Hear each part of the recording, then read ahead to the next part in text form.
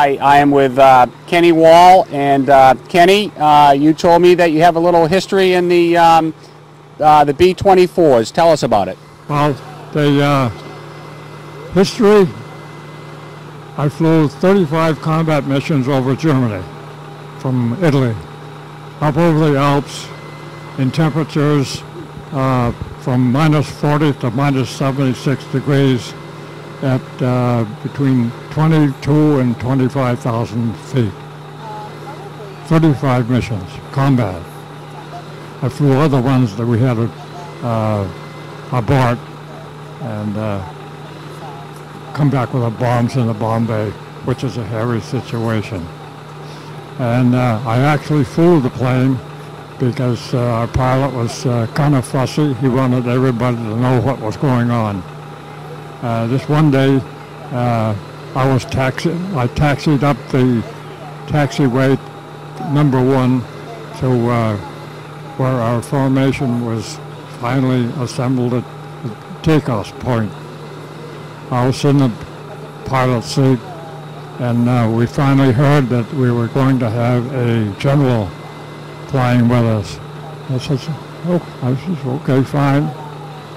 So, sure enough, up he comes, jumps in the plane, sits in this co-pilot seat, and he says, okay, Captain, let's go. And my captain, my pilot, was directly behind me, who acted as crew chief that day.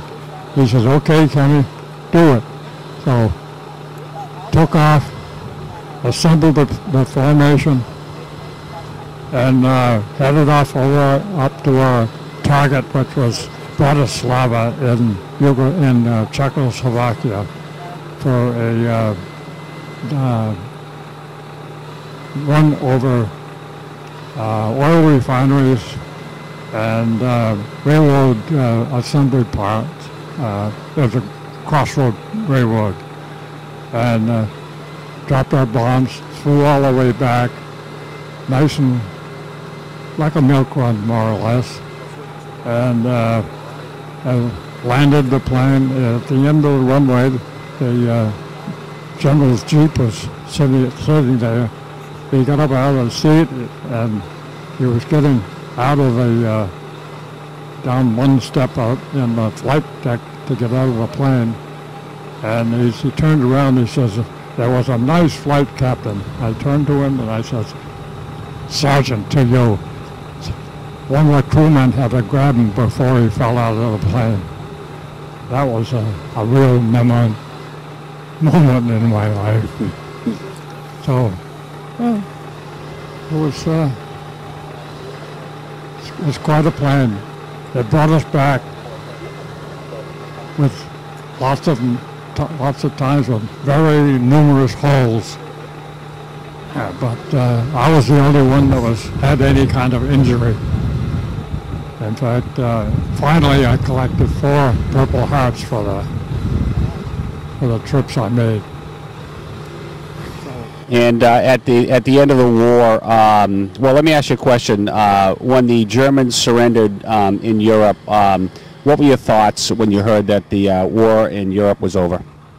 My thoughts, they're sending me home to be in B-29s and fly against Japan. I never made it. My health wasn't that good then, and it still isn't any good. But hey, I'm still alive. I'm living on borrowed time, I think. And it was an experience that I wouldn't want any kids to experience again. Not with the equipment he had, and all that sort of stuff. And when you heard about the atomic bomb being dropped to end the war in Japan, where were you, and what were your thoughts on that? I was in Langley Field in Virginia, working in a garage, and we all jumped up and down and said, whoopee, we're going to get out of here soon. So I did anyway. I had enough points to get out, and I just said, I'm getting out of here, so that was it. And what did you do after the war? After the war, I stayed in the reserves, and I was a policeman for 30 years in the city of Lawrence.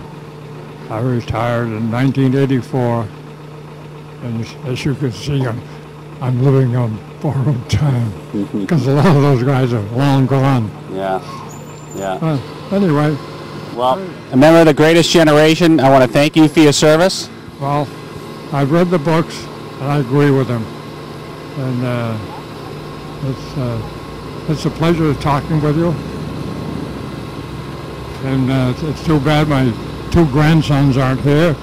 But I think they would get a big kick out of me talking on a TV.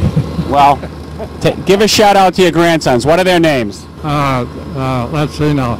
The youngest one is Samuel, and the oldest one is Benjamin. And their last names were Johnson, and they live in Bow, New Hampshire. Well, to Samuel and Benjamin, is it? Benjamin, yeah. These interviews are for you and that generation and future generations to know what these great Americans did. And as Tom Brokaw said, the greatest generation, and I totally agree. I just want to shake your hand and say thank you. Right. You're welcome. You're welcome. Anytime you see me, you can have a talk with me. I will do that anytime. Thank you. Appreciate it. Nice job.